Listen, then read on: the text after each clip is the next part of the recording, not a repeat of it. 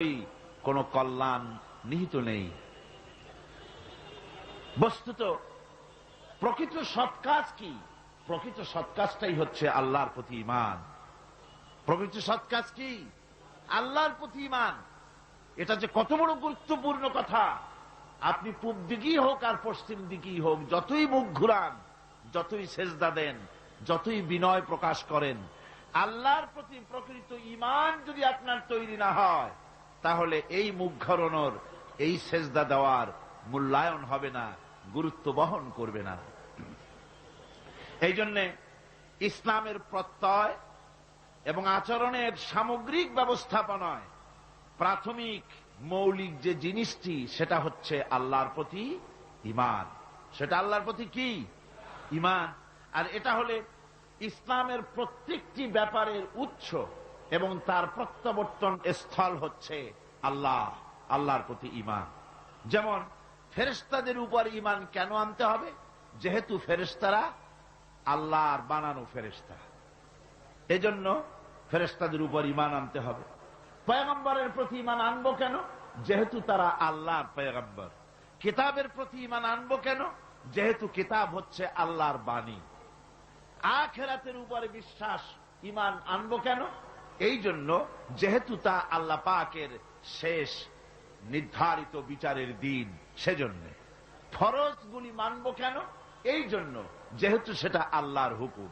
কথা বুঝতে পেরেছেন কিনা? সুতরাং আল্লাহকে কেন্দ্র করে ইসলামের গোটা ব্যবস্থাপনাটা এর উপরে দাঁড়িয়ে আছে। এই একটিমাত্র জিনিসকে যদি জীবন থেকে বিচ্ছিন্ন করা হয়, আল্লাহর প্রতি ঈমানটা যদি জীবন থেকে বিচ্ছিন্ন হয়ে যায়, তাহলে ফেরেশতা, কিতাব, নবী, আখিরাত ইত্যাদির উপরে বিশ্বাস স্থাপন করা সবকিছুই গুরুত্বহীন। ইসলামের আল্লাহর প্রতি ঈমান এমন একটি কেন্দ্রবিন্দু, যা অবসৃত হলে পরে, যা ভুলে গেলে পরে ইসলামের গোটা ইমারতটা চুরমার হয়ে যাবে, ভেঙে চুরে যাবে। মূল বিষয় হচ্ছে আল্লাহর প্রতি ঈমান। মূল বিষয়টা কি? এই গুরুত্বপূর্ণ ব্যাপারটিতে শুধু আল্লাহ আছেন এতটুকুন কথা বিশ্বাস করলে ঈমান আনা হয় না। এত বড় গুরুত্বপূর্ণ বিষয়, শুধু আল্লাহ আছেন এই কথাটুকুন বললেই ঈমানের হক আদায় হয় না। বরং আল্লাহর প্রতি বিশ্বাস স্থাপনের জন্য 4টি শর্তের প্রয়োজন। বলেন কয়টি? 4টি শর্ত। প্রথম হচ্ছে আল্লাহ পাকের জাতকে বিশ্বাস করতে হবে, অর্থাৎ অস্তিত্বকে স্বীকার করতে হবে। 2 নম্বরে আল্লাহর সিফাত বা গুণাবলীকে বিশ্বাস করতে হবে। 3 নম্বরে আল্লাহর ক্ষমতাকে বিশ্বাস করতে হবে। 4 নম্বরে আল্লাহ পাকের হুকুম, আহকাম, বিধিনিষেধ মানতে হবে। এই 4টি শর্ত যদি পুরা করা যায়, তাহলে আল্লাহকে বিশ্বাস করেছি এটা প্রতীয়মান হবে, এটা আল্লাহর কাছে গৃহীত হবে। আজকের বক্তৃতা এই 4টি পয়েন্টের উপরেই সীমাবদ্ধ থাকবে ইনশাআল্লাহ। প্রথমেই বলতে চাই আল্লাহ পাকের জাতের কথা। একথা অকট্টভাবে প্রমাণিত সত্য যে এই দুনিয়া, এই বিশ্বলোক, এই বিশ্ব চরাচর এমনি এমনি কিছুই তৈরি হয়নি। এ সব কিছুর পেছনে একজন স্রষ্টা আছেন, যার নাম আল্লাহ। বলেন তার নাম কি? আচ্ছা ভাই, আল্লাহর নাম নিতে আপনাদের কোনো শরম আছে? কোনো ভয় করে? কোনো লজ্জা করে নাকি? তাহলে চিৎকার দিয়ে মহব্বতের সাথে বলেন, আকাশ জমিনের সবকিছুর নিয়ন্ত্রণকারী এবং স্রষ্টা কে? সুবহানাহু ওয়া তাআলা। আল্লাহ সুবহানাহু ওয়া তাআলা তিনি সবকিছু সৃষ্টি করেছেন এবং সবকিছুর নিয়ন্ত্রণ করছেন। তিনি এক উচ্চ মহান শক্তি, যে শক্তি অপ্রতিদ্বন্দ্বী, যে শক্তির মোকাবেলায় এই পৃথিবী কোনো কিছুই তার মোকাবেলায় টেকে না। সেই আল্লাহ পাক তিনি ছিলেন, তিনি আছেন, তিনি থাকবেন। তার কোনো শুরু নাই, তার কোনো শেষ নাই। আর তার ক্ষমতার প্রতিদ্বন্দ্বী আকাশেও নাই, জমিনেও। এই কথাটি আল্লাহ রাব্বুল আলামিন ছোট্ট একটি সূরার ভিতরে সুন্দর করে মানুষকে শুনিয়ে দিয়েছেন। কুল হুয়াল্লাহু আহাদ। আমার সাথে সবাই পড়েন, কুল হুয়াল্লাহু আহাদ আল্লাহুস সামাদ লাম ইয়ালিদ ওয়া লাম ইউলাদ ওয়া লাম ইয়াকুল লাহু কুফুয়ান আহাদ। আল্লাহ রাব্বুল আলামিন বলেন, হে নবী আপনি বলুন, আল্লাহ এক এবং একক, তিনি কারো মুখাপেক্ষী নন, তাকে কেউ জন্ম দেয় নাই, তিনিও কাউকে জন্ম দেন নাই। আকাশ আর জমিনে আল্লাহ রাব্বুল আলামিনের সমকক্ষ কেউ নাই, তিনি এক এবং একক। কোরআনে কারীম আল্লাহর পরিচয় সম্পর্কে কোরআন বলতেছে, যালিকুমুল্লাহু রাব্বুকুম লা ইলাহা ইল্লা হুয়া খালিকু কুল্লি শাইইন। যালিকুমুল্লাহু রাব্বুকুম, এই হচ্ছে আল্লাহ, যিনি তোমাদের রব। সুবহানাল্লাহ, সুবহানাল্লাহ বলেন। ইনি হচ্ছেন আল্লাহ, যিনি তোমাদের রব। তিনি ছাড়া কোনো ইলাহ নাই, তিনি সব কিছুই সৃষ্টি করেছেন। ফা'বুদুহু ওয়া হুয়া আলা কুল্লি শাইইন কাদির। একমাত্র তারই আনুগত্য করো, তার সামনেই মাথাটা নত করে দাও, তার আনুগত্য জীবনের সকল ক্ষেত্রেই করো। সমস্ত জিনিসের উপরে ক্ষমতাবান একমাত্র কে? আল্লাহ। কি মজার নাম, সুবহানাল্লাহ, কি মজার নাম। এত নাম শুনি দুনিয়ায়, আর পৃথিবীর অন্যান্য জাতিরা তাদের স্রষ্টাকে যে নামে ডাকে, ডাকুক্ষণ, আমাদের কোনো আপত্তি নাই, ওনারা ডাকুন। কিন্তু দেখুন, সেই নামগুলি উচ্চারণের ভিতরে ওনাদেরকে জিজ্ঞাসা করেন এতে মজা কেমন লাগে, অর্থটা কি দাঁড়ায়। যেমন খ্রিস্টানেরা স্রষ্টাকে বলে গড। এখন গড, যে গড এই শব্দটা যদি আপনি উল্টায় দেন তাহলে কি হয়ে যায়? হায় রে কপাল, কি বেকায়দা। অন্যান্য জাতিদের কথা বললামই না, একটা কথাই বললাম। আমার আল্লাহ, সুবহানাল্লাহ, কি নাম, কি মজা। আল্লাহ আল্লাহ আল্লাহ, আল্লাহু আকবার, কি মজা। যত শোনা যায় ততই মজা লাগে। এই আল্লাহ রাব্বুল আলামিন হচ্ছেন এমন, লা তুদরিকুহুল আবসার ওয়া হুয়া ইউদরিকুল আবসার ওয়া হুয়াল লাতীফুল খাবীর। কোন দৃষ্টি শক্তি তাকে আয়ত্তে আনতে পারে না, বরং সকল দৃষ্টি তার আয়ত্তের ভেতরেই রয়েছে। সুবহানাল্লাহ, তাকে কেউ দেখতে পারে না। তিনি সর্বশক্তিমান। তার কাইফিয়াত কি জানার দরকার নাই। তিনি আছেন, তিনি ছিলেন, তার সব আছে। চোখ আছে, হাত আছে, পা আছে, সবই আছে। কোরআন শরীফের মধ্যে এগুলি আছে। কিন্তু কি রকম আছে এই প্রশ্ন করা জায়েজ নাই। তার কাইফিয়াত ভিন্ন। আল্লাহ পাকের সব রয়েছে, তিনি সব দেখতে পাচ্ছেন। তিনি সমস্ত সৃষ্টিকুলের স্রষ্টা। বিশ্ব চরাচরের চারিদিকে অসংখ্য নিদর্শন আছে, যা চিন্তা করলে পরে আল্লাহ পাকের অস্তিত্বকে উপলব্ধি করা যায়। কিন্তু যারা পাগল, অর্থাৎ যাদের চিন্তা শক্তি কম, এত কিছু দেখার পরেও তাদের ইমানে, তাদের মাথার ভিতরে আল্লাহর অস্তিত্ব ঢোকে না। একজন বেদুইনকে জিজ্ঞাসা করা হলো, বেদুইন, বদবি, গ্রাম্য লোক, কলেজে পড়ে নাই, ইউনিভার্সিটিতে পড়ে নাই, সায়েন্স ল্যাবরেটরিতে রিসার্চ করে নাই, এমন একজন গ্রাম্য বদবিকে জিজ্ঞাসা করা হয়েছিল আল্লাহর অস্তিত্বের প্রমাণ স্বরূপ তুমি কিছু বলতে পারো কিনা, আল্লাহ আছে নাকি? ওই গ্রাম্য লোক বললেন, ছাগলের ছোট ছোট পায়খানার বড়িগুলি, কি বলেন, ছাগলের পায়খানা ট্যাবলেটের মতো না, ক্যাপসুলের মতো।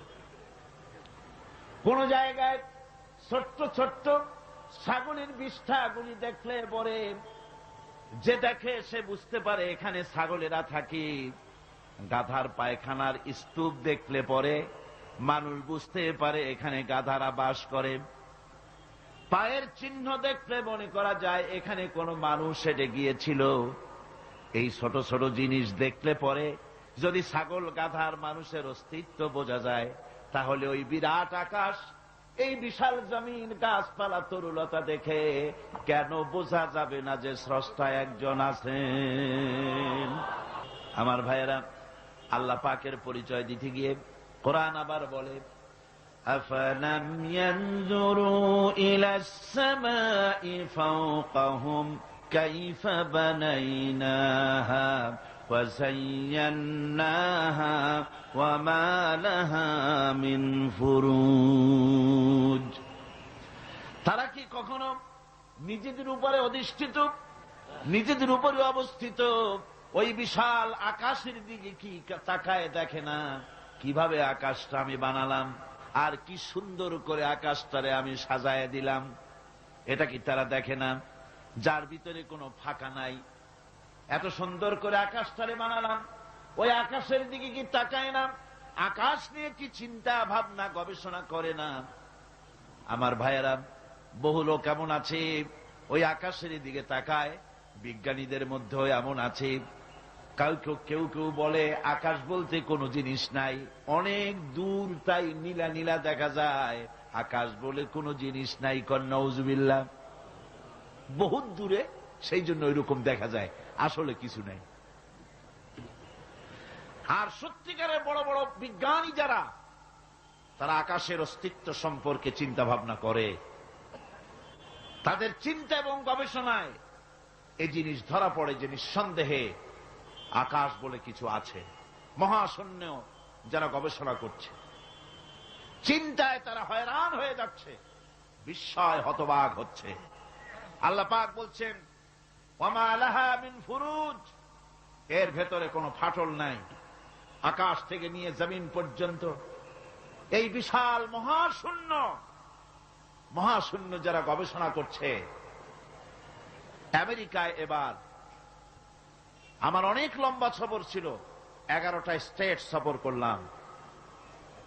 তার ভিতরে হিউস্টন, যেখানে হচ্ছে মহাশূন্য গবেষণাগার এর প্রধান কেন্দ্র, হেড অফিস, অন্তত 3-4 দিন সময় হলে ভালো করে দেখা যায়। এত বড় বিশাল এরিয়া। আমার হাতে সময় ছিল 5 ঘন্টা। এই 5 ঘন্টায় যতদূর সম্ভব আমি দেখলাম। বিজ্ঞানীদের সঙ্গে যারা রিসার্চ করছে তাদের সঙ্গে আলোচনা করলাম। তারা বললেন, মহাশূন্য যতই দেখছি ততই বিস্ময়, হতবাক, বিমুখ হয়ে যাচ্ছি। এই যে পৃথিবী, এই পৃথিবীটা মহাবিশ্বের তুলনায় একটা মার্বেলের চাইতে বড় কিছু নয়। মার্বেল চেনেন তো? এই যে ছেলেরা রাস্তায় খেলাধুলা করে, এই পৃথিবীটা একটা মার্বেলের চাইতে বেশি কিছু নয়। মহাশূন্যের তুলনায়, মহাবিশ্বের তুলনায় বিশাল এই মহাশূন্যে রয়েছে গ্যালাক্সি। এক একটা গ্যালাক্সির ভিতরে, মিল্কি ওয়ের ভেতরে রয়েছে সহস্র সহস্র বিলিয়ন, মিলিয়ন, ট্রিলিয়ন তারকা। যেসব তারকা এত এত বড়, বিজ্ঞানীরা বলেছেন সূর্য তো পৃথিবীর চাইতে 13 লক্ষ গুণ বড়, কিন্তু এই রকম 1 থেকে 1.5 কোটি সূর্য খাইয়া হজম করে ফেলাতে পারে এরকম হাজারো তারকা মিল্কি ওয়ের মধ্যে আল্লাহ তৈরি করে রেখে দিয়েছেন। সুবহানাল্লাহ বিহামদিহি। এই মহাশূন্যের ভেতরে আল্লাহ পাক যে কত কিছু সৃষ্টি করে রেখেছেন, মানুষ ক্রমান্বয়ে তা দেখছে এবং অবাক হয়ে যাচ্ছে। বিজ্ঞানীরা চাঁদে গিয়েছেন, সেই চাঁদের থেকে মাটি আহরণ করে নিয়ে এসেছেন। সেই মাটি যেখানে রেখেছে সেখানে লেখা আছে টাচ মুন, চাঁদের মাটি স্পর্শ করো। আমি একটু হাত দিলাম, আমার কাছে মজাই লাগলো যে মর্তে বসে আমি মহাশূন্যের চাঁদের মাটিতে হাত দিয়ে দেখলাম, ভালোই লাগলো। নীল আর্মস্ট্রং যে গাড়িটা নিয়ে চাঁদের উপরে ঘুরেছিলেন সে গাড়িটাও সেখানে সংরক্ষিত রয়েছে। মাটির ভিতর থেকে সব রকমের খনিজ পদার্থগুলি আলাদা করে চাঁদের সলিড মাটি যেটা, সেই মাটিটা তারা গ্লাস দিয়ে বড় রকমের বক্স তৈরি করে ওর মধ্যে চাঁদের এনভায়রনমেন্ট, চাঁদের পরিবেশ তৈরি করে ওর ভিতরে টমেটো গাছ, ভুট্টা গাছ, ধানের গাছ লাগিয়েছে। আমি দেখে এসছি গাছগুলির চারা এত বড় হয়েছে। ওরা এক্সপেরিমেন্ট করছে যে চাঁদের মধ্যে টমেটো চাষ করা যায় নাকি। আসলে এটা তো সম্ভব নয়, তবে চাঁদে যে মাটি আছে বিজ্ঞানীরা তা প্রমাণ করছেন। আর বিজ্ঞানীরা যত বেশি মহাশূন্য নিয়ে চিন্তা ভাবনা করছে ততই আকৃষ্ট হয়ে পড়ছে যে নিঃসন্দেহে কেউ আছেন, নইলে এই শৃঙ্খলাপূর্ণ অবস্থা চলতে পারে না। আল্লাহ রাব্বুল আলামিন বলেন, তিনি যে আছেন তার জাত, তার অস্তিত্বের প্রমাণ দিতে গিয়ে কোরআন বলে ওয়াল আরদা মাদাদনাহা ওয়া আলকাইনা ফিহা রাওয়াসিয়া ওয়া আমবাতনা ফিহা মিন কুল্লি যাওজিন বাহিজ। আল্লাহ রাব্বুল আলামিন বলেন, আমি জমিনকে বিছায়ে দিয়েছি আর এর উপরে পাহাড় বিন্যস্ত করে দিয়েছি। জমিনটারে বিছায়ে দিলাম, জমিনটারে গালিচা বানায় দিয়েছি, জমিন বানায় তাতে আবার ঘাস বানায়েছি, সুন্দর করে গালিচার মতো কার্পেটের মতো সবুজ শ্যামল করে দিয়েছি। এরপরে এর উপরে পাহাড়গুলি দিয়া দিলাম, পাহাড় দিয়া জমিনকে টাইট করে দিলাম। তাবসিরাতান ওয়া যিকরা লিকুল্লি আবদিন মুনীব। এর ভেতরে চক্ষু উন্মোচনকারী আর উপদেশ অতীব শিক্ষাপ্রদ অনেক কিছুই রয়েছে ওই সমস্ত মানুষের জন্য যারা আমার কাছে সত্যের দিকে যারা প্রত্যাবর্তন করতে চায়, যারা আমার দিকে ফিরে আসতে চায়, তাদের অনেক নিদর্শন এই পৃথিবীর ভিতরে আমি রেখে দিয়েছি। জোরে বলেন সুবহানাল্লাহ। আল্লাহ পাক বলেন, দেখো এর প্রত্যেকটি জিনিস, প্রত্যেকটি পাতা, প্রত্যেকটি তৃণ, যা কিছু দেখতে পাও সব আল্লাহর সাক্ষী দিচ্ছে আল্লাহ আছেন। আল্লাহ পাক বলেন, একটু তাকাও উপরের দিকে। আওয়ালাম ইয়ারাউ ইলা তায়রি ফাওকাহুম সাফাতিন ওয়া ইয়াকবিদনা মা ইউমসিকুহুন্না ইল্লার রহমান। দেখে নাকি তারা পাখিটি কেমন, লোক মেলি দুটি লঘু ডানা উড়িয়া বেড়ায় শূন্যের পরে, নাহি তার কোনো মানা। আবার সে কবু ডানা গুটাইয়া চলে, কিন্তু পড়ে না তবু। বলো কে বা তারে শূন্যে রাখিছে ভিন্ন সে এক প্রভু। লক্ষ্য করে দেখো না যে আকাশে মহাশূন্যে পাখিগুলি ওড়ে। একটু দেখো, মানুষ তো খায় জন্মের খাওয়া, শুধু খায়, চিন্তা ভাবনা করে না। একটু চিন্তা ভাবনা করো, একটু গবেষণা করো। পাখিগুলি উঠতে থাকে, উড়বার সময় ডানা এভাবে দোলায়, ঠিক না? আল্লাহ বলেন, দেখো ডানা এভাবে দোলায়। আবার কোন সময় ডানা মোটি দোলায় না, দুটি ডানা বডির সাথে লাগায় দিয়া সাঁ করে উড়ে যায়। আবার ডানা দোলায়, ডানা বন্ধ করে না, দোলায়ও না, দুটি ডানা প্লেনের ডানার মতো করে দিয়ে শূন্যের পরে উড়ে বেড়ায়। ডানা বন্ধ করে দিল, ঝোলানো বন্ধ করলো, অথচ আকাশ থেকে পড়ে গেল না পাখি। শূন্যের পরে কে রেখে দিয়েছে? আল্লাহ ছাড়া। জোরে কোন কে দিয়েছে? কে রাখলো? এই শীতের দিনে আমাদের দেশে অতিথি পাখিরা আসে, সাইবেরিয়ান দ্বীপপুঞ্জ থেকে আসে।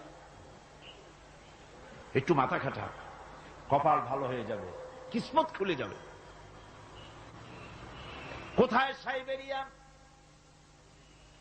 সাইবেরিয়া দ্বীপপুঞ্জ থেকে, সেইখান থেকে যখন এই শীতের মৌসুমে আমাদের দেশে বরফ পড়বে, প্রচন্ড ঠান্ডা আসবে, টেলিভিশন এবং রেডিওতে পাখিদেরকে কেউ শোনায় না। ওরা বুঝতে পারে ঠান্ডা আসতেছে। ওই ঠান্ডা আসার পূর্বক্ষণে ঝাঁকে ঝাঁকে, লাখে লাখে, কোটি কোটি পাখি একসঙ্গে ওড়া আরম্ভ করে দেয়। জাহাজগুলি চলে সমুদ্রের ভিতরে। নাবিকদের সঙ্গে আলোচনা করবেন, মেরিন বায়োলজি যারা পড়েছে তাদের সঙ্গে আলোচনা করবেন। সমুদ্রের ভিতরে দিনের বেলায় তারা সূর্য দেখে পথ চালায়, দিক নির্ণয় করে। রাতের আধারে সমুদ্রের ভিতরে নাবিক যেন হারায় না যায়, সেজন্য আল্লাহ পাক বলেন আকাশে তারকা খচিত করে রেখেছি। তারকা দেখে দেখে নাবিকেরা পথ চালায়। পথে কোনো বিপদ আছে নাকি? চুম্বকের পাহাড় আছে নাকি? সাইক্লোন এরিয়ার ভিতরে পড়ে যায় নাকি? সেজন্য রয়েছে রাডার। এগুলি দেখে দেখে পথ নির্ণয় করে। এবার আপনারা আমাকে জবাব দেন, হাজার হাজার মাইল দূর থেকে পাখিরা পাড়ি দিয়া বাংলাদেশে আসে, সিলেটে আসে, দিনাজপুরে আসে। এই যে দূর দূরান্ত থেকে হাজার হাজার মাইল দূর থেকে পাখিরা এলো, তার নেভিগেশন কে করে দিল? রাডার কে করে দিল? কে তার পথের দিশা দিল? এ পথে গেলে বাংলাদেশ পাবি। সুবহানাল্লাহ, জোরে বলেন সুবহানাল্লাহ। কে তিনি? আমার আল্লাহ। জোরে বলেন আল্লাহ। সুবহানাল্লাহ। আল্লাহ, তোমার জন্য মহব্বত করতে পারি তৌফিক দাও, তোমার জন্য যেন বাঁচতে পারি তৌফিক দাও, তোমার নামের উপরে যেন মরতে পারি তৌফিক দাও, জান্নাতে তোমার যেন দেখতে পারি তৌফিক দাও। এসব অসংখ্য নিদর্শন দেখে যারা বুদ্ধিমান, যারা জ্ঞানবান, যাদের মাথার ভিতরে কিছু আছে, তারা বোঝে নিঃসন্দেহে একজন আছেন, তিনি আর কেউ নাম, তার নাম হচ্ছে আল্লাহ রব্বুল আলামিন। এবার আল্লাহ পাক বলেন তাকাও, আমার সৃষ্টি ভালো করে দেখো। আল্লাযী খালাকা সাবআ সামাওয়াতিন তিবাকা মা তারা ফি খালকির রাহমানি মিন তাফাউত ফারজি'ল বাসারা হাল তারা মিন ফুতুর। ক্ষমাশীল তিনি, সপ্ত আকাশ রচিলেন থরে থরে, কোন ত্রুটি হেরিবে না তার পূর্ণ সৃজন পরে। আল্লাহ পাকের ওই আকাশের দিকে তাকাও, জমিনের দিকে তাকাও। আল্লাহ বলেন বারবার দেখো, বারবার তাকাও, দেখো আমার সৃষ্টির ভিতরে কোনো ভুল আছে নাকি, আমার সৃষ্টির ভিতরে কোনো খুঁত আছে নাকি, কোন রং আছে নাকি, কোন অসুবিধা আছে নাকি, ভালোভাবে তাকাও, আবারও তাকাও। সুম্মা রজি'ল বাসারা কাররাতাইনি ইয়ানকালিব ইলাইকাল বাসারু খাসিআন ওয়া হুয়া হাসির। আল্লাহ পাক বলেন দেখতে দেখতে তোমার চক্ষু ফিরে আসবে তোমার কাছে। চাহো তুমি তার সৃষ্টি পানে, দেখো কিছু ভুল চুক, ফিরাও তোমার নয়নখানি, ফিরাও তোমার মুখ। অক্ষমহীন দৃষ্টি তোমার সৃষ্টিতে পাবে ফাঁকি, ফিরাও তোমার নয়নখানি, ফিরাও কাঙ্গালাখি। তাকাতে তাকাতে চোখ আজিজ হয়ে, দুর্বল হয়ে তোমার দিকেই ফিরে আসবে। আমার সৃষ্টির ভিতরে কোনো ভুল দেখতে পাবে না। সুবহানাল্লাহ কর, সুবহানাল্লাহ কইতে ইচ্ছা করে না মিয়া? ভাইরা আমার, আল্লাহ পাক বলেন এইভাবে করে আমি আকাশকে থরে থরে সাজায় দিলাম, জমিনটাকে সুন্দর করে দিলাম, আর এই জমিনে ফসলের ব্যবস্থা করে দিলাম। ফল হলো, কি সুন্দর সুন্দর করে ফল আমি দান করলাম। আল্লাহ পাক বলেন وآيات لهم الأرض الميتة أحييناها وأخرجنا منها حبا فمنه يأكلون। আমার নিদর্শনের ভিতরে এগুলিও নিদর্শন, মৃত্যু জমিনকে আমি জিন্দা করে দেই, আর তার ভিতর থেকে তোমার রিজেক উৎপন্ন করি। এর মধ্যে কি কি বানালাম? ওয়াজআলনা ফীহা জান্নাতিম মিন নাখিলিন ওয়া আ'নাবিন ওয়া ফাজ্জারনা ফীহা মিনাল উয়ুন। সুন্দর করে এই জমিনের উপরে মরা জমিনকে জিন্দা করে তাতে খেজুর বাগান লাগালাম, খেজুর দিলাম, আঙ্গুর দিলাম, বেদানা দিলাম, কত রকমের ফল ফলারি আমি সুন্দর করে দিলাম। জমিন থেকে ঝর্ণা ধারার পানি আমি উচ্ছারিত করে দিলাম। لِيَأْكُلُوا مِنْ ثَمَرِهِ وَمَا عَمِلَتْهُ أَيْدِيهِمْ أَفَلَا يَشْكُرُونَ। এই সমস্ত ফল তোমরা খাও। এবার বলো, এর কোন একটি ফল কি তোমার নিজের হাতের বানানো নাকি? তুমি বানাইছো? এই যে বেদানা, আঙ্গুর, আপেল যা কিছু খাও, কার বানানো? আফালা তাশকুরুন। এগুলো খাও, শুকর আদায় করো না। এগুলা খায় বান্দা ছাগলের মতো চাবায়, শুকর আদায় করে না। বাম হাত দিয়ে খায়, তাও ডান হাত দিয়েও খায় না। আল্লাহর নাম নিয়ে খায় না, বাম হাত দিয়ে খাওয়া এটা নাকি একটা কি স্টাইল? সোজা কথা। আর হুজুর বলেছেন বাম হাতে খায় শয়তানে। বাম হাতে কে খায়?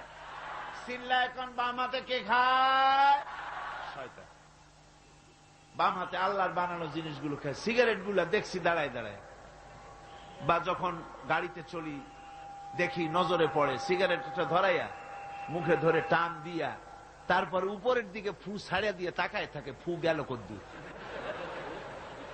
হায়রে কপাল পোড়া মুসলমান। আল্লাহ রাব্বুল আলামিন বলেন, এত সব অসংখ্য নিদর্শন আমি দিলাম, এই নিদর্শনাবলীর ভিতর থেকে আমারে খুঁজে বের করো, আমারে সেজদা দাও, শুকর আদায় করো। দাম চাই না, পয়সা চাই না, শুকর আদায় করো। মাঝে মধ্যে খাও আর বলো আলহামদুলিল্লাহ। পড়েন সবাই, আলহামদুলিল্লাহি রাব্বিল আলামিন। আল্লাহর প্রশংসা করো। এই যে শীতের দিন বাড়িতে পায়াস বানায় খাও, চট্টগ্রামে খায় না বুঝি? এটার কি পায়াস বলে না কি বলে? কি বলে? ওই যে রস দিয়া চাউল দিয়ে বানায় পায়াস বলে। হ্যাঁ, সুপ পিঠা, শীত পিঠা। না না, পিঠার পায়াস তো ভিন্ন জিনিস। আচ্ছা বানান, আপনারা যেরকম খুশি খান। এই যে পিঠাগুলি বানাচ্ছেন, পায়াস বানাচ্ছেন, খেজুর গাছ রস দেয়। রস দেয় কোথায়? গোড়ায় না আগায়? আগায়। মাথা কাটায় চিন্তা করুন, যে খেজুর গাছের মাথা কাটলে পরে ফোঁটা ফোঁটা পানি পড়ে কলসি ভিজে যায়, ভরে যায়। সকালবেলায় গ্লাস গ্লাস ঠান্ডার মধ্যে এই শরবতগুলি আল্লাহর বানানো, এই শরবত গিলে গিলে খায়, মিষ্টি পানি মাথায় পাওয়া যায়। যে খেজুর গাছের মাথায় এই মিষ্টি পানি পাওয়া গেল, ওই খেজুর গাছের গোড়া খুঁজতে খুঁজতে 3 মাইল নিচেও যদি যান, মাথা কাটলে যেমন রস পাওয়া যায়, 3 মাইল নিচে গেলে ওই রকম রস পাওয়া যায় নাকি? পাশে তেঁতুল গাছ, পাশে নিম গাছ, নিম গাছে তিতা ফল দিল, আরেকটা গাছে কষ ফল দিল, আর পাশে খেজুর গাছ মিষ্টি পানি আল্লাহ বানাইয়া দিলেন। আবার নারকেল গাছ বানাই দিলেন। নারকেল গাছের 30 হাতের মাথায় ডাবের ভিতরে আল্লাহ মিশ্রি বীজানো শরবত বানাই দিলেন। বান্দারে খালি শরবত খাইয়া পেট ভরবে না, এই জন্য ডাবের ভিতরে তোর জন্য হালুয়া রুটিও বানায়া রাখছি। এরপরেও যদি বলে আল্লাহ নাই, এর বুঝাবার কোন উপায় নাই। আল্লাহ হেদায়েত করুন, কোন আমিন। মহান আল্লাহ রাব্বুল আলামিন বলে, বান্দারে দুগ্ধ পোষ্য, দুধ প্রদানকারী, দুগ্ধ দানকারী চতুষ্পদ জন্তুর ভিতরে আমি আল্লাহ রাব্বুল আলামিনের নিদর্শন আছে, উপদেশ আছে তোদের জন্য। ওয়া ইন্না লাকুম ফিল আনআমি লাইবরা নুসকিকুম মিম্মা ফি বুতুনিহি মিন বাইনি ফারসিন ওয়া দামিন লাবানান খালিসান সাইগান লিশ-শারিবিন। চতুষ্পদ জন্তুর ভিতরে আমি আল্লাহর নিদর্শন আছে, তোমার শিক্ষা আছে। চতুষ্পদ জন্তুর দিকে তাকাও। তোমার বাড়ির গাভী আর তোমার বাড়ির ছাগলে খায় কি? ভুসি খাইল, তিসি খাইল, আর জমিনের ঘাস খেল। এগুলি খাওয়ার পর শরীরের ভিতরে এই খাদ্য দিয়ে রক্ত হয়, পায়খানা হয়, পেশাব হয়, আর পাশাপাশি রাস্তা দিয়া এমন সুন্দর শুভ্র স্বচ্ছ এবং পানকারীদের জন্য সুস্বাদু দুধ, পেশাব পায়খানা যেখান থেকে, তার পাশে থেকেই আমি তোমার জন্য সুস্বাদু দুধ বের করে দেই। এগুলো দেখেও কি বোঝো না যে নিশ্চয়ই কেউ একজন আছে?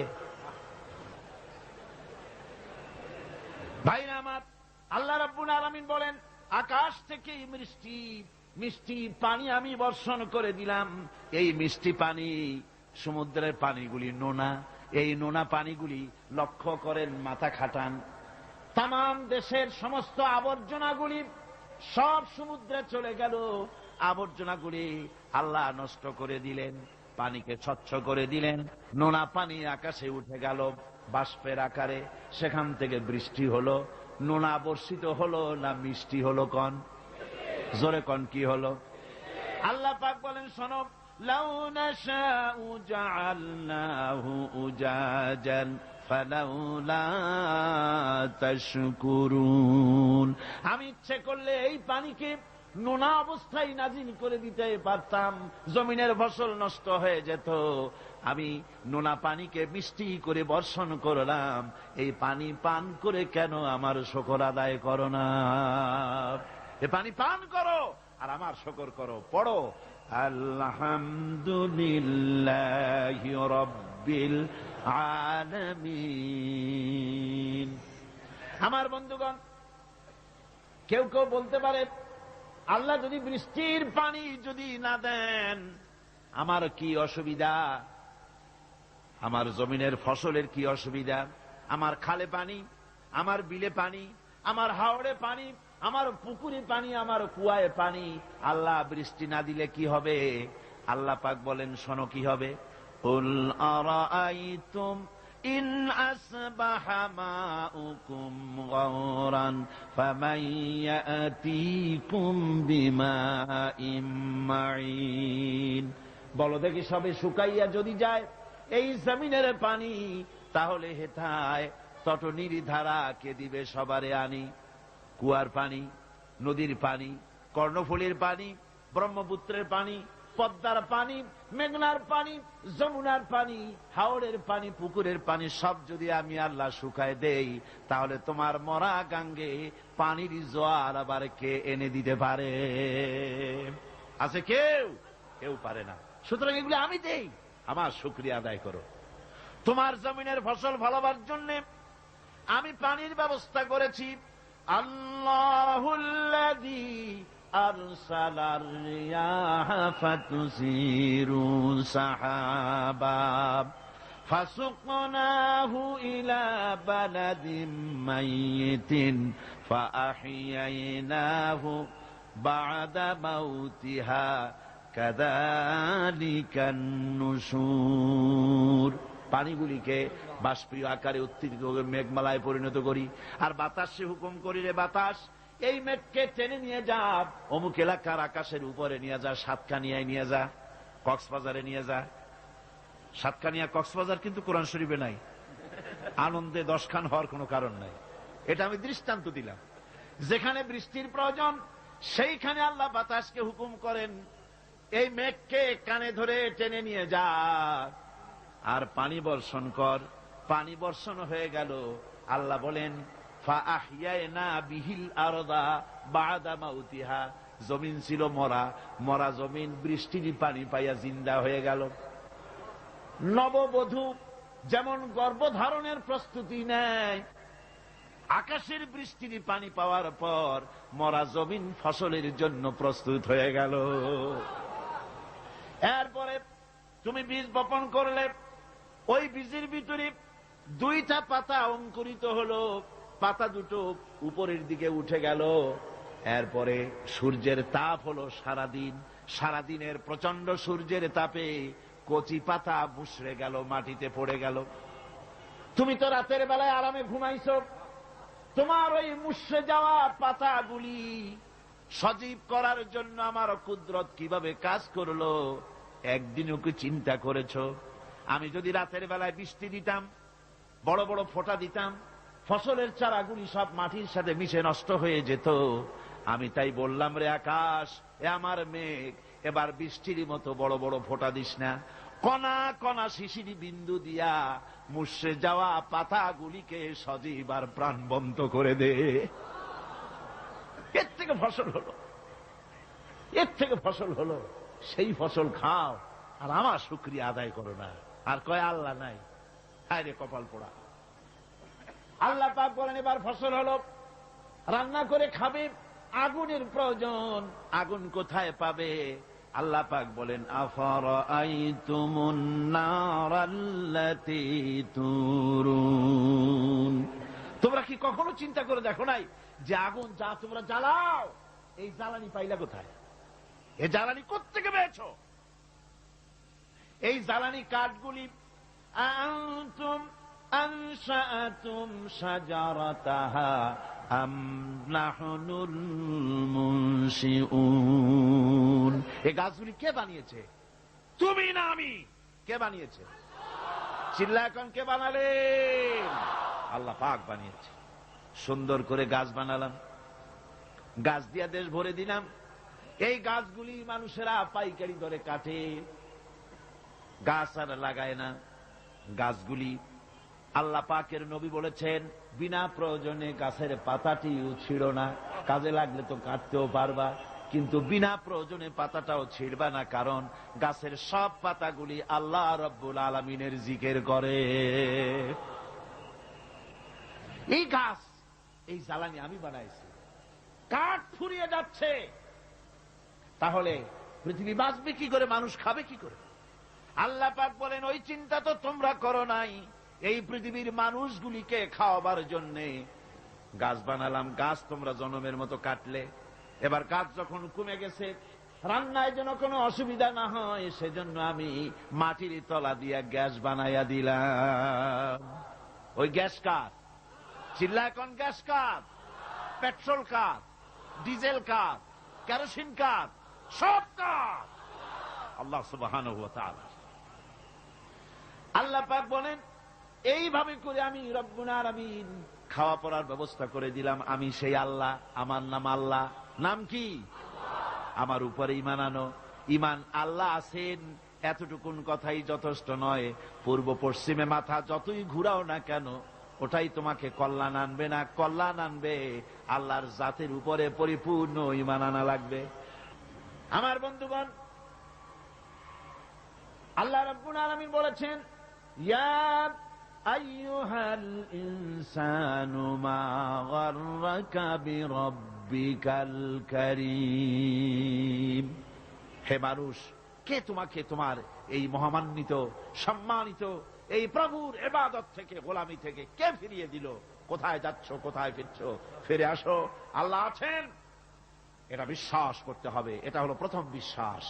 ঈমানের সবচাইতে বড় কথা হলো আল্লাহর প্রতি ঈমান আনা। এই আল্লাহর প্রতি ঈমান আনতে হলে শর্ত কয়টা? জোরে বলেন কয়টা? 4টা। তার শুনলেন কয়টা? একটা। এবার আমি আপনাদেরকে বলবো আল্লাহর সিফাতের কথা। জাত বলেছি, আল্লাহর অস্তিত্ব। এবার হলো সিফাত। সিফাত হলো গুণ, গুণাবলী। এই গুণাবলীকে, আল্লাহর গুণাবলীকে বিশ্বাস করতে হবে। আল্লাহর অসংখ্য গুণ আছে, যে গুণের কোনো শেষ নাই। আল্লাহ পাক বলেন, ওয়ালিল্লাহিল মাসালুল আ'লা ওয়া হুয়াল আজিজুল হাকীম। আল্লাহর জন্য সবচাইতে গুণাবলী তার, উত্তম গুণাবলী একমাত্র তার জন্যই শোভনীয়। তিনি সকলের উপরে বিজয়ী এবং সর্বজ্ঞ। ওয়ালিল্লাহিল আসমাউল হুসনা ফাদউহু বিহা। আল্লাহ পাক বলেন, আল্লাহর জন্য অসংখ্য সুন্দর সুন্দর নাম আছে, ওই নাম দিয়ে আল্লাহরে ডাকো। কারে ডাকবে? আল্লাহকে। চিল্লা এখন কারে? আল্লাহকে ডাকতে হবে, তার সুন্দর সুন্দর নাম আছে। আপনি ডাকেন ইয়া আল্লাহ, বলেন ইয়া আল্লাহ, ইয়া রহমান, ইয়া রহিম, ইয়া হাই, ইয়া কাইয়ুম, ইয়া জব্বার, ইয়া সত্তার, ইয়া গফফার, ইয়া মুতাকাব্বির, ইয়া আজিজ। আল্লাহর অসংখ্য নাম রয়েছে, 99টা সুন্দর সুন্দর নাম। আল্লাহ পাক বলেন এই নামে আমারে ডাকো। কিন্তু আমার দেশের এক শ্রেণীর মূর্খ মুসলমান আছে যারা আল্লাহরে বাদ দিয়া ইয়া আব্দুল কাদের শাইয়ান লিল্লাহ, হে আব্দুল কাদের জিলানী আমারে কিছু দাও। জোরে কর নাউজুবিল্লাহ, জোরে বলেন নাউজুবিল্লাহ। আমার ভাইরা, আল্লাহর সিফাত, আল্লাহর গুণাবলী এর কোনো শেষ নাই। আল্লাহর এই গুণগুলিকে বিশ্বাস করা লাগবে। আল্লাহ পাক বলেন আল্লাহু খালিকু কুল্লি শাইইন ওয়া হুয়া আলা কুল্লি শাইইন ওয়াকিল। সবকিছুর স্রষ্টা হলেন আল্লাহ। সেই আল্লাহরে থুইয়া তুমি আরেকজনের কাছে যাও চাইতে, তোমার কপালটা পুড়ছে কেন? আল্লাহর কাছে চাও, তার গুণাবলী, তার শ্রেষ্ঠত্ব বর্ণনা করো। আল্লাহ পাক বলেন আমার গুণাবলী দেখো, চোখে দেখায় দেই আমার গুণ কি। চোখে দেখো, খালাকাস সামাওয়াতি বিগাইরি আমাদিন তারাউনাহা। তুমি কি লক্ষ্য করে দেখো না আমি কিভাবে বিনা খুঁটিতে আকাশকে খাড়া করে রেখেছি? অত বড় বিরাট আকাশ, একটা খুঁটিও আছে নাকি? জোরে কোন আছে নাকি? ওয়া আলকা ফিল আরদি রাওয়াসিয়া আন তামিদা বিকুম। এরপরে আমি এই পৃথিবীর বুকে পাহাড়কে গেঁথে দিয়েছি যাতে করে তোমাকে নিয়ে জমিনটা হেলাদোলা করতে না পারে, এর জন্য পাহাড় গেড়ে দিয়েছি। এই চট্টগ্রামে অনেক জায়গায় পাহাড় কাটা হয়, হয় কিনা বলেন? মস্ত বড় অন্যায়, পাহাড় কাটবেন না, এটা আত্মঘাতী কাজ। পরিবেশ নষ্ট করতেছেন আপনারাই। পরিবেশ নষ্ট করার কারণে গ্রিন হাউস এফেক্ট হয়ে পড়েছে। ওজোন স্তরের লেয়ারে, ওজোন স্তরে, ওজোন লেয়ারে ফাটল ধরেছে। আমাদের কারণেই আমরা ক্ষতিগ্রস্ত হচ্ছি। আজ যে বিপদ আপদ আসে, সাইক্লোন হয়, টর্নেডো হয়, বজ্রপাত হয়, এগুলি এমনি এমনি হয় না। আল্লাহ পাক বলেছেন ওয়ামা আসাবাকুম মিন মুসিবাতিন ফাবিমা কাসাবাত আইদিকুম ওয়া ইয়াফু আন কাসীর। তোমার উপরে যত বিপদ আছে সব তোমার হাতের কামাই করা, আর আমি অনেকগুলি তো মাফ করে দিয়ে থাকি। সব হাতের কামাই করা। আল্লাহ কয় পাহাড়গুলো সাজায় দিলাম, জমিনকে সুন্দর করে দিলাম। এই যে আমি সব করলাম, গাছ দিলাম, বাড়ি দিলাম, জমি দিলাম, গরু দিলাম, বাছুর দিলাম, বউ দিলাম, বাচ্চা দিলাম, সবকে দিল। সবকে সৃষ্টি করেছেন। এবার আল্লাহ চ্যালেঞ্জ করছেন, হাদা খালকুল্লাহি ফাআরুনি মাযা খালাকাল্লাযীনা মিন দুনিহি। এ হচ্ছে আমার সৃষ্টি। আকাশ কার সৃষ্টি? এ জমিন কার সৃষ্টি? এই দিকের লোকেরা কথা কয় না। আপনাদের হয়েছে নাকি? এ আকাশ কার সৃষ্টি? এ জমিন কার সৃষ্টি? এ মানুষ কার সৃষ্টি? পাহাড় কার? গাছ কার? গবাদি পশু কার? সমুদ্র কার? চন্দ্র কার? সূর্য কার? এবার দেখাও আল্লাহ ছাড়া তোমার কে কোন জিনিসটা বানাইছে? ফারুনি, দেখাও আমাকে, আমি আল্লাহ ছাড়া কি বানাইছে তোমার? সব আমি বানিয়েছি। আল্লাহ রাব্বুল আলামিন বলেন তোমরা বড় ধোঁকার ভিতরে পড়ে আছো। সমস্ত সৃষ্টি আমি করেছি, আমি সৃষ্টি করে তোমার কল্যাণের জন্য সব ছড়ায় দিয়েছি। এমনকি আমি আকাশ থেকে জমিন থেকে খাদ্য দিয়ে তোমাদেরকে বাঁচাইছি। সমস্ত ক্ষমতা আমার। পশু পাখিকে খাবার দেই। এই পৃথিবীতে যত কিছু আছে সবকিছুর খাবার আমি পৌঁছাই। আর এভাবে করে প্রাণী সমূহকে প্রতিপালন এবং খাদ্যের ব্যবস্থা আমি আল্লাহ রব্বুল আলামিন করে দেই। এখন বলো, দেখো আমাকে তোমরা চেনো, ফাযালিকুমুল্লাহু রাব্বুকুমুল হক। এই আল্লাহই হচ্ছেন তোমাদের প্রকৃত রব, যিনি গাছপালা, তরুলতা, মানব, জিন, ইনসান, কীট পতঙ্গ এবং তার সমস্ত প্রয়োজন যিনি প্রয়োজন করেছেন। ফাযালিকুমুল্লাহু রাব্বুকুমুল হক, তিনি হচ্ছেন প্রকৃতপক্ষের রব। ফামাযা বা'দাল হক্কি ইল্লা দালাল। সুতরাং এখন আর সত্য যখন সুস্পষ্ট হয়ে গেল, এখন গোমরাহি ছাড়া আর কিছুই বাকি রইল না। সত্য স্পষ্ট হয়ে যাওয়ার পর বাকি যা আছে সব কি? গোমরাহি। আল্লাহ পাক বলেন, দেখো আমার সিফাত, আমার গুণ হলো আমি খেতে দেই। মানুষ বানাইছি, প্রাণী বানাইছি, খেতে দেয় কে? জোরে কোন? লাহু মাকালিদুস সামাওয়াতি ওয়াল আরদ ইয়াবসুতুর রিজকা লিমান ইয়াশা। আল্লাহ বলেন, রিজেকের চাবিকাঠি আমার হাতে, যারে খুশি পর্যাপ্ত দেই, যারে খুশি পরিমিত দেই। রিজকের চাবিকাঠি আমার হাতে, সবারই আমি খাওয়াই। সমস্ত প্রাণীকে কে খাওয়ান? জোরে কোন, কে খাওয়ান? আল্লাহ পাক। আর কি খাওয়া খায় মানুষে আর অন্যান্য প্রাণীরা? সুবহানাল্লাহ কর। তিমি মাছের, শ্যামু মাছের, সি লায়নের, ডলফিনের এই যে লক্ষ লক্ষ টন খাদ্য তার লাগে, বাঘের খাদ্য লাগে, হাতির খাদ্য লাগে, ব্যাঙের খাদ্য লাগে, সাপের খাদ্য লাগে। আপনারা আমার কাছে বলেন, এই খাদ্যগুলি পৃথিবীর কোন ব্যাংকে জমা আছে নাকি? পৃথিবীর কোন ব্যাংকে, কোন খাদ্য গুদামে তিমির খাদ্য নাই, ব্যাঙের খাদ্য নাই, সাপের খাদ্য নাই। আর সকলের খাদ্য তো একরকম না। তিমি যেটা খায় শ্যামু সেটা খায় না, শ্যামু যেটা খায় ডলফিন সেটা খায় না, ইলিশ মাছ যেটা খায় বোয়াল মাছে সেটা খায় না, হরিণে যেটা খায় বাঁদরে সেটা খায় না, আবার শুয়ারে যেটা খায় গাধায় সেটা খায় না, বাঘে যেটা খায় শিয়ালে সেটা খায় না। এক একজনের এক এক রকমের খাবার। এই যে লক্ষ লক্ষ কোটি কোটি প্রাণীগুলি, ব্যাংকে কোনো জমা নাই, সঞ্চয় নাই। আল্লাহ কয়, সকাল বেলায় খালি পেটে তিমি বের হয়, হাতি বের হয়, গন্ডার বের হয়, পিঁপড়া বের হয়, সাপ বের হয়।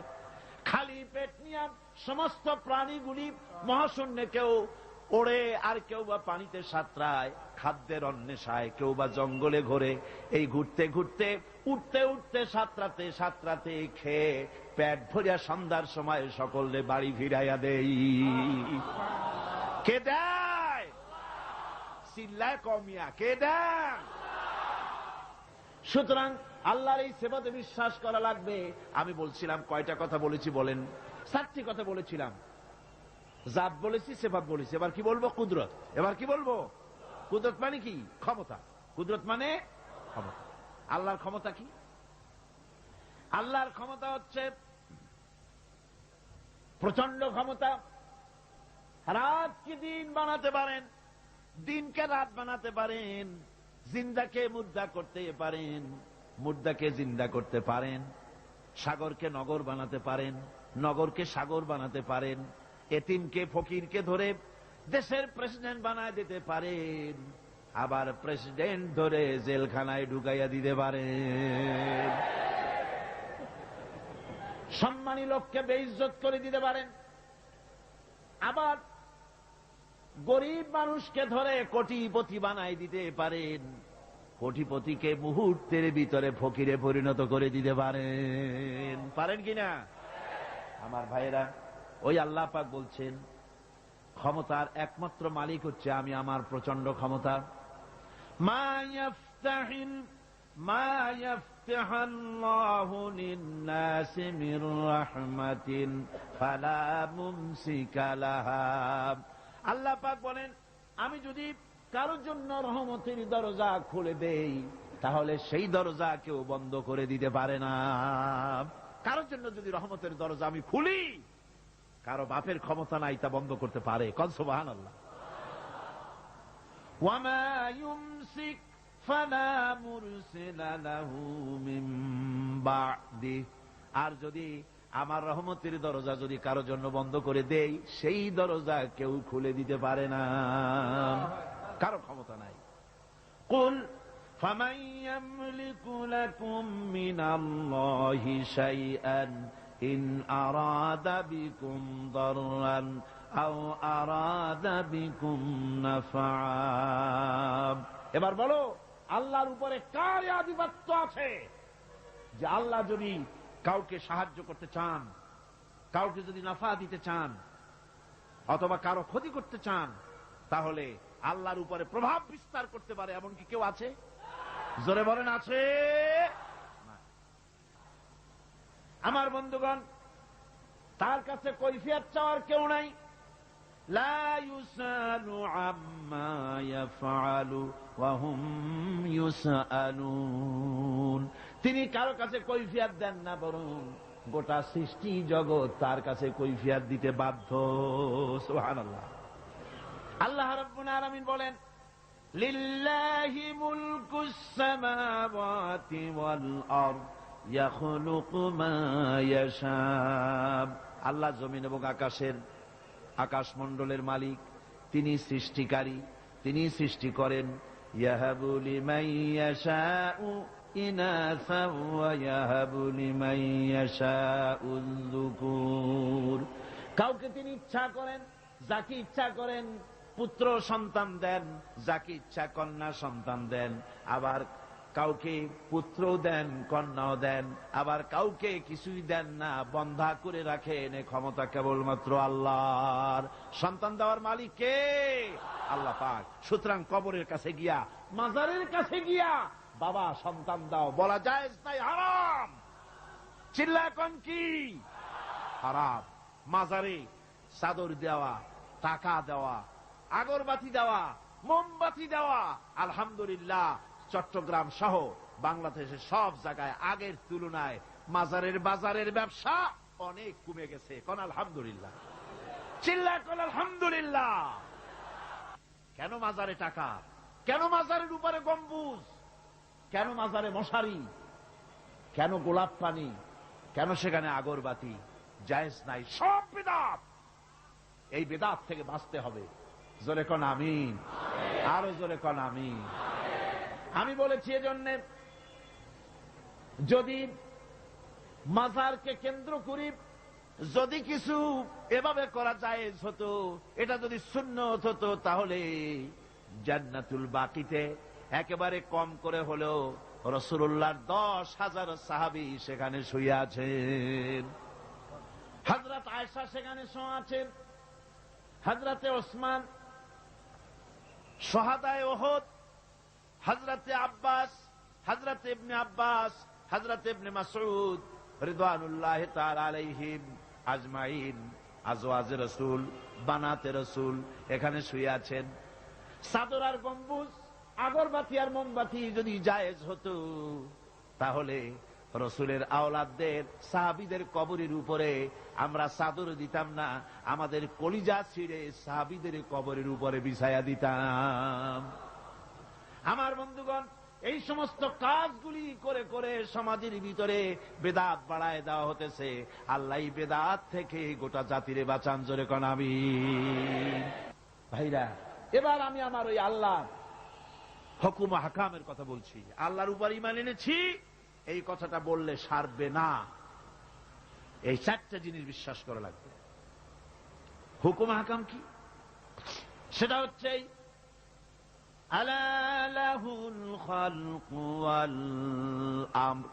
জেনে রাখো, সৃষ্টি যার, আইন চলবে সেই আল্লাহ রব্বুল আলামিনের। সৃষ্টি কার? অনেক সময় বসে থেকে থেকে গলাটা বোধহয় আপনাদের জিমায় আসছে। চিল্লায় কোন?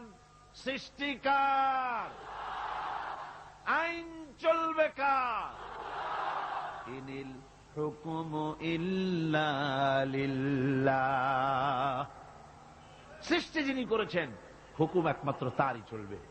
আল্লাহর হুকুম মানতে হবে। হুকুম কি? আল্লাহর হুকুমগুলি শোনেন। অনেক হুকুম, কয়েকটা দৃষ্টান্ত দেই। আল্লাহর হুকুম মানতে হবে। ঈমান এনেছি আল্লাহর উপরে, এই কথা বলা যথেষ্ট নয়। হুকুম মানতে হবে। হুকুম হচ্ছে ওয়ামা উমিরু ইল্লা লিয়াবুদু ইলাহান ওয়াহিদা। আমার আল্লাহ পাকের নির্দেশ হচ্ছে একমাত্র আমার দাসত্ব করো, আমার ইবাদত করো, আমার গোলামি করো। এক আল্লাহর ইবাদত করো, গোলামি করো। আল্লাহ তা'বুদু ইল্লাল্লাহ, আমি ছাড়া কারো গোলামি করো না। গোলামি কার? আল্লাহ। আল্লাহর হুকুম ছাড়া কারো হুকুম মানি না, ঠিক কিনা? আল্লাহর হুকুম মানতে হবে। এই আল্লাহর হুকুম কি মানতে পারতেছি? আল্লাহরে মানি শুধু বলি, কিন্তু মানলাম কোথায়? কোর্টে কি আল্লাহর আইন আছে? আল্লাহর আইন দিয়ে কি কোর্টে বিচার ফয়সালা হয় নাকি? শিক্ষাঙ্গনে আল্লাহর আইন আছে নাকি? সেক্রেটারিয়েটে আছে নাকি? বঙ্গভবনে আছে নাকি? পার্লামেন্টে আছে নাকি? কোন জায়গায় আল্লাহর আইন নাই। আর আমি সেজদা দেই আর বলি আল্লাহ তোমারে মানি। মানলাম কোথায়? শুধু সেজদা দিলাম। এরকম সেজদার কোনো দরকার আল্লাহর নাই। কারণ আল্লাহ পাক বলেন আকাশের তারকাগুলি, চন্দ্রগুলি, সূর্য, নক্ষত্র, গ্রহ, সৌররাজি, নবমণ্ডল, ভূমণ্ডল, যা দেখো আর যা দেখো না, সব আমার সেজদায় রত আছে। তুমি যদি জিকির না করো, তুমি যদি আমার তাসবিহ না পড়ো, কিছুই আসে যায় না। ইউসাব্বিহু লিল্লাহি মা ফিস সামাওয়াতি ওয়া মা ফিল আরদ। আকাশে যা আছে, জমিনে যা আছে, সব আমার তাসবিহ পড়ে, আমার জিকির করে। গাছের পাতায় পাতায় যে আওয়াজ হয়, বাতাসের যে শনশন আওয়াজ হয়, পানিতে যে কুলু কুলু আওয়াজ হয়, পাখিরা যে কুহু কুহু ডাকে, তুমি তো বোঝো না, তুমি শুধু আওয়াজ শোনো। আসলে তারা সবাই বলে আল্লাহু আল্লাহু আল্লাহু আল্লাহু আল্লাহু আল্লাহু, সব আমার জিকির করছে। সুতরাং সৃষ্টি করেছে আমি, আমার আইন মানতে হবে, এটা হচ্ছে আমার হুকুম। আল্লাহ পাক বলেন উ'বুদুল্লাহা মা লাকুম মিন ইলাহিন গায়রু, একমাত্র আমার ইবাদত করো, আমি ছাড়া তোমাদের কোনো ইলাহ নাই। একমাত্র আমার গোলামি করো।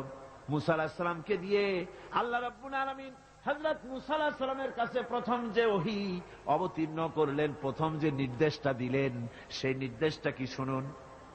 প্রথম নির্দেশ, হযরত মুসাকে দেখে আল্লাহ পাক নির্দেশ করতেছেন, ইন্নানি আনাল্লাহ লা ইলাহা ইল্লা আনা ফা'বুদনি ওয়া আকিমিস সালাতা লিযিকরি।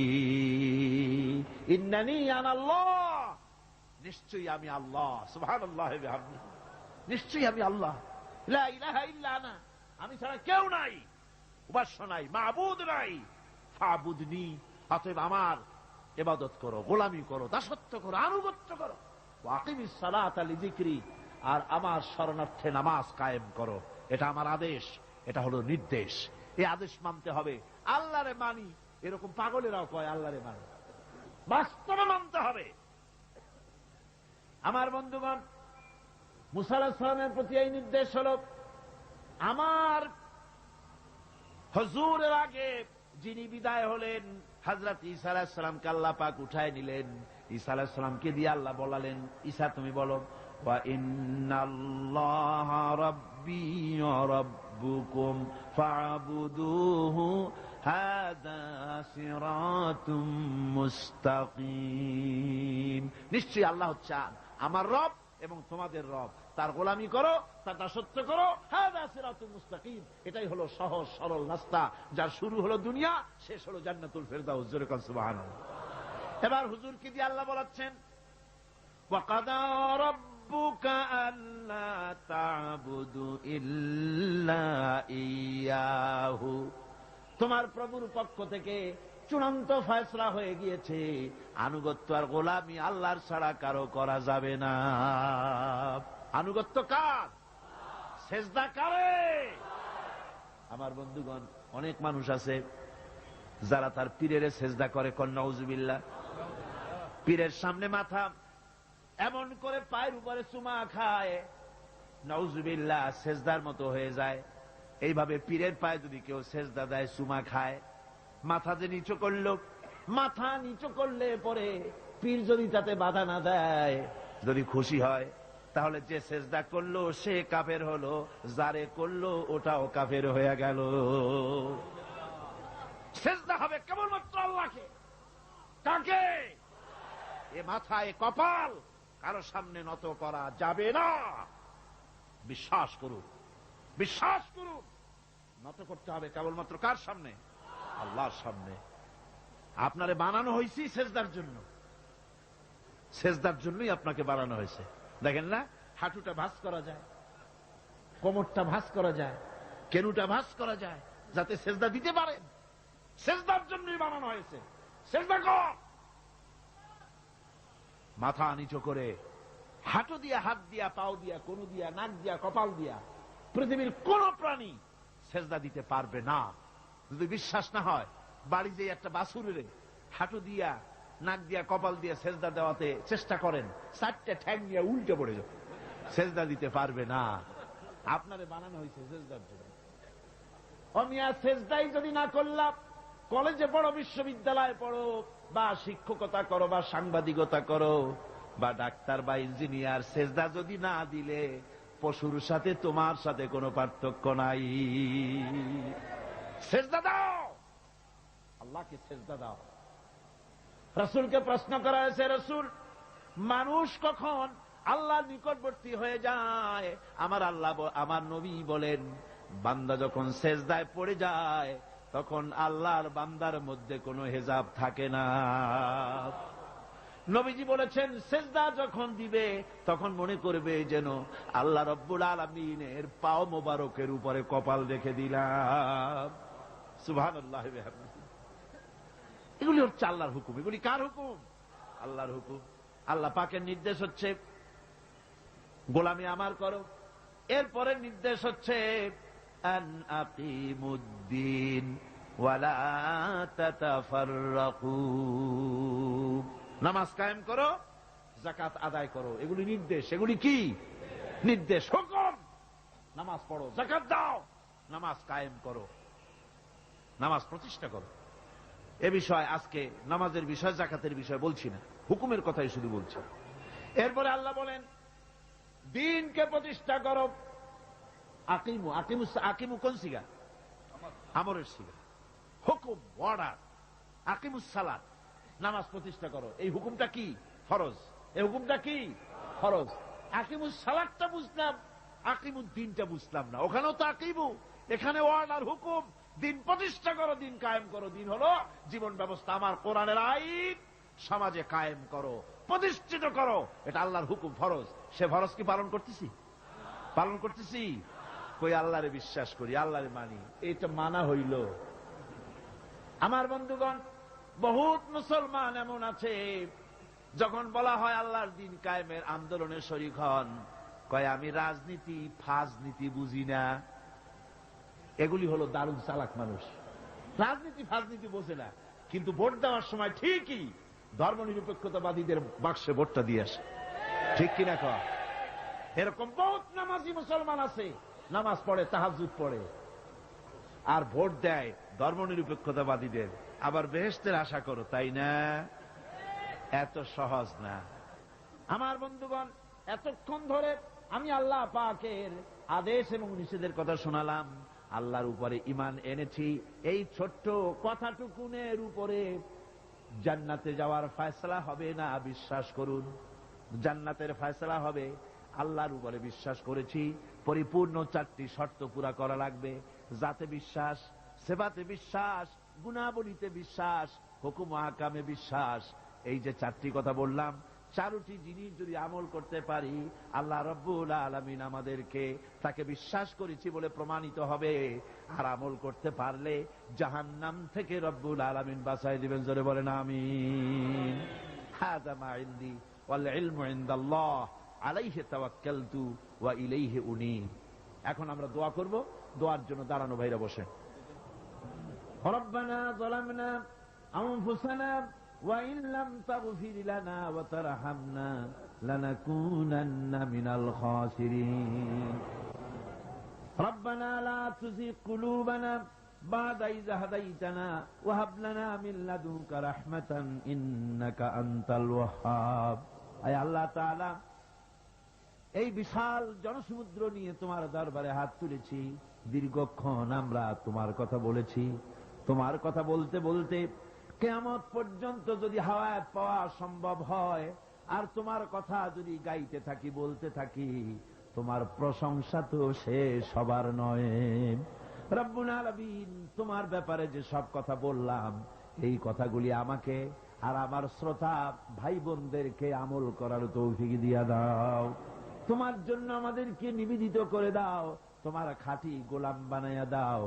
বাংলাদেশকে তোমার রাষ্ট্র চলুক, তোমার কোরআনের আইন দিয়ে দেশ চলুক, এই পরিবেশ, এই পরিস্থিতি দয়া করে তুমি তৈরি করে দাও।